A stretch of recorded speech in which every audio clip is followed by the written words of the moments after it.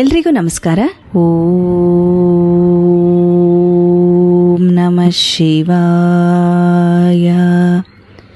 ಇವತ್ತು ನಾನು ವಿಶ್ವಗುರು ಬಸವಣ್ಣನವರ ಶರಣೆಂದು ಪಾದವೇ ಎಂಬ ವಚನವನ್ನು ಓದಲಿದ್ದೇನೆ.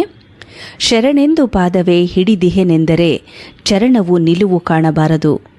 ಕುರು ಹಿಡಿದಿಹೆನೆಂದರೆ ಕೈಗೆ ನಿಲುಕದು. ಬೆರೆಸಿ ಹೊದಿಹೆನೆಂದರೆ ಮುನ್ನವೇ ಅಸಾಧ್ಯ. ಅಕಟಕಟ ಅಹಂಕಾರದಲ್ಲಿ ಕೆಟ್ಟೆನಲ್ಲ ಗುರುವೆ ಎನ್ನ ಪರಮಗುರುವೆ, ಅರಿಯದ ತರಳ ನವಗುಣ ನೋಡುವರೆ ಕೂಡಲ ಸಂಗಮದೇವ.